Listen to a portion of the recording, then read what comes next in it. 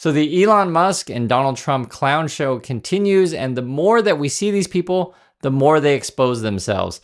Take a look at Hegseth as he talks about making cuts in the Department of Defense. Have a watch. Trump's priorities of building a lethal fighting force.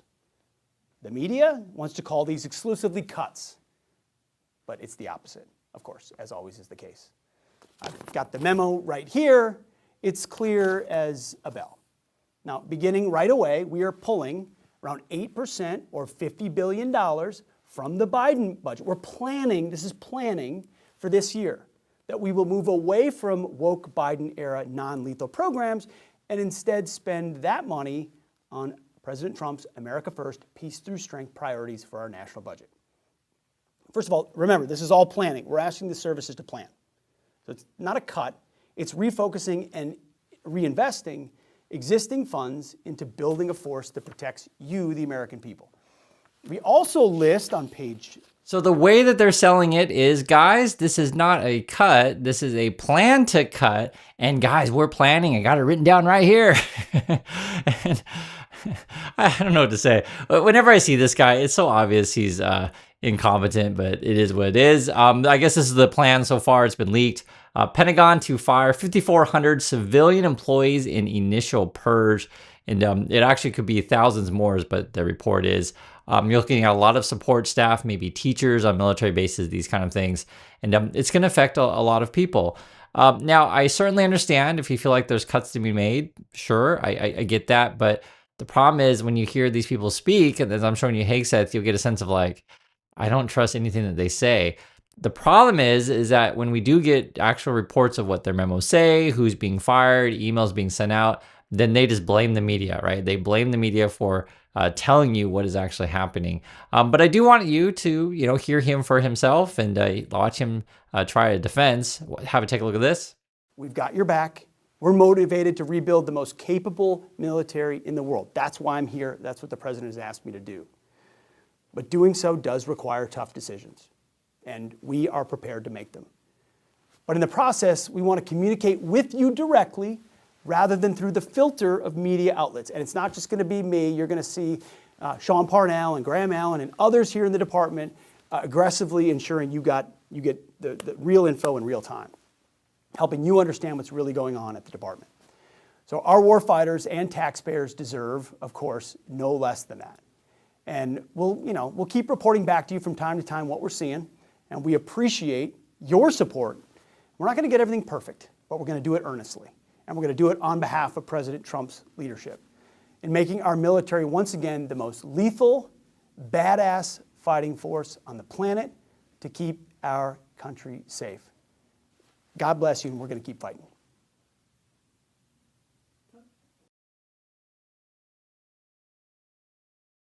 So again, it's blame the media, and he claims that they're doing things in a fantastic way, but whenever I see him speak, it's just hard to believe anything he says.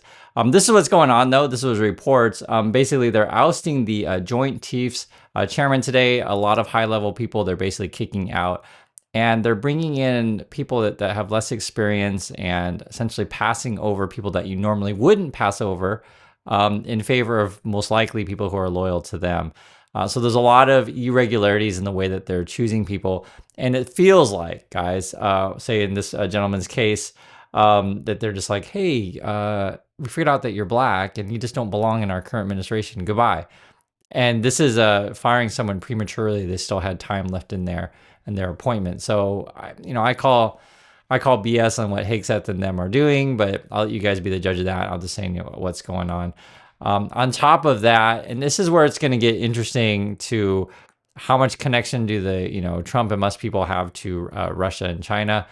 This was reported in the Wall Street Journal today. See how Xi and Putin are ramping up joint military drills. So basically, America's adversaries are becoming more emboldened, more aggressive. I guess they're doing a bunch of more joint things. Here in Korea, it becomes obvious because we get a little bit different news than you guys. We've been seeing Chinese activity a lot more aggressive. They just keep kind of pushing the envelope. How close can we get to the Philippines? How close can we get to Taiwan? They don't mess so much in Korean waters, but you never know. I mean, this is a real concern. It's something that we talk about quite a bit here. On top of that, again, I just tell you guys the truth. The Trump people expose themselves the more that you see them. Have a watch when Trump clashes with the governor of Maine. Has complied immediately, by the way. That's good. But I understand Maine. Is Maine here, the governor of Maine? Yeah, I'm here. Are you not going to comply with it? I'm complying with state and federal laws. We are the federal law. Well, you better do it. You better do it because you're not going to get any federal funding at all if you don't. And by the way, your population, even though it's somewhat liberal, although I did very well there, your population doesn't want men playing in women's sports. So you better comply because otherwise you're not getting any federal funding. See you in court. Every state, good. I'll see you in court. I look forward to that. That should be a real easy one. And enjoy your life after governor because I don't think you'll be in elected politics. So as you can see, they're clashing, and he's like, "I'll see you in court." But the guy is frankly, I'll try to be nice. We'll just say that's Trump. We'll just say that's frankly Trump. I guess some people prefer that leadership style. For me, I think it's not a great way to lead. Essentially, you're dividing people, not bringing people together. And this is just their playbook, right? Blame the media. Fight with people all the time if they, want to follow the law and you don't want to follow the law. Remember, that's the Trump people. They just want to skirt the law as much as possible. And they're going to get a lot of lawsuits. People are going to push back. For example, in this situation, the Associated Press is pushing back against the White House. I think they're banned right now, so that's why they're suing. And the basic gist that it boils down to, which is actually kind of an interesting one, is the White House wants them to use the language of like, say, Gulf of America, right? You have to say Gulf of America when you're around us, etc. And the Associated Press is saying, well, our audience is global and people all around the world don't say Gulf of America, they say Gulf of Mexico. So we're going to use the language of Gulf of Mexico. And when we indicate Gulf of America, we'll just say that is, the naming that Trump uses, but not necessarily the naming of the rest of the world. I don't think that's an unreasonable way to look at stuff, but we'll see how it handles in court. So they are pushing back. So not everyone is just laying down and playing dead. My particular strategy for this kind of stuff, I just show you guys who these people are. I just work on exposing them and informing you. And I'll let you all be the judge. So for example, check this out. There's these people that want to change the law to make it so that Trump can run a third term and maybe beyond. So have a watch. Everyone, I am Shane Trejo. I am the campaign lead for the third term project. So our stated goal is to ensure that President Trump can get the third term that we believe the public demands that he receive. Representative Andy Ogles of Tennessee has introduced a constitutional amendment that would amend the Constitution to allow President Trump to get a third term. Mark Avagno, a legal expert, will be explaining kind of the basis of how that works after I give my brief statement today. But we believe that the public needs a third term from President Trump. What he's doing already at warp speed with Doge and with making the government more efficient, going to battle with the bureaucracy, the permanent bureaucracy in Washington, D.C. That has lorded over us and strangled the economy for so long. This has been such a scourge for the American people. Trump is going to battle with them, and he's making incredible strides. So those kind of people, I never know what to make of them, to be frank. Like, do they really believe the words coming out of their mouth? For some people, it's hard to say, right? For him, this particular person, I don't know what's in his head, but I'll say for some people, they know Trump's an idiot, but they just look at, hey, Trump's going to relax policies on crypto or whatever scams that we want to run, and we'll make money when Trump's in office, and we'll screw, regular people.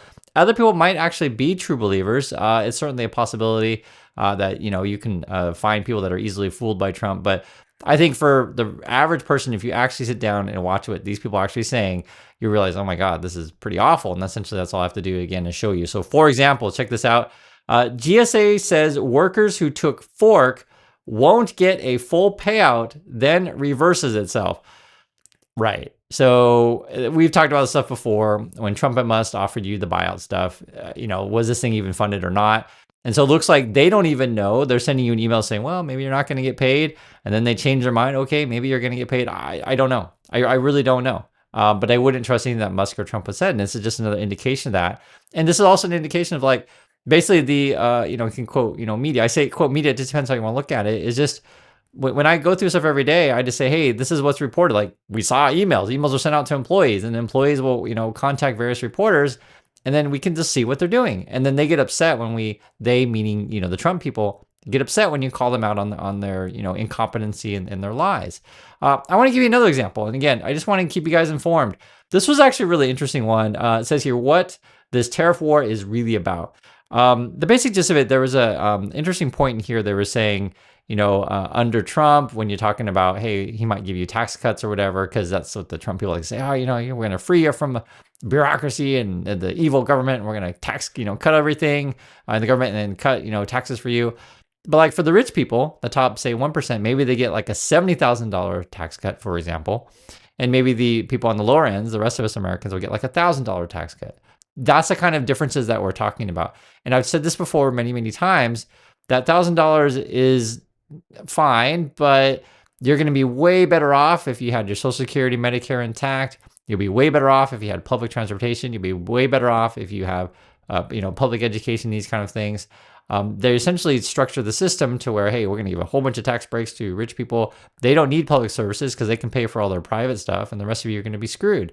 And in my opinion, the way you should do policy is to set things that help the vast majority of people out there and the people that need it. So that's sort of why, again, we go through this stuff all the time. Already, though, I can see it in the numbers. I can see it in the economic data. I can see it in, guys, we go over the financial news all the time. For example, consumers are worried about the economy. What's behind the consumer sentiment drop? Basically, this is from the University of Michigan. They show a consumer sentiment read, every now and then, and essentially there was a drop to be expected, but it dropped further than what they had even expected. So people are just kind of looking to the future and just not feeling so great. Basically, what that means is that if you're unsure about the Trump policies, the Trump tariffs, if you're unsure about the economy, then you're not necessarily going to go out and buy a new house or buy a new car, buy a new washing machine, these kind of things, right? Because you're not so certain that your job and the money is going to be there. You're not willing necessarily to go into debt to make these large purchases. The other issue is as well is that you'll see it in the markets. Like it's not just consumers, you'll see it in the markets. So for example, Walmart reported recently that, hey, in our company, the growth is where people who make over $100,000 are now shopping more at Walmart.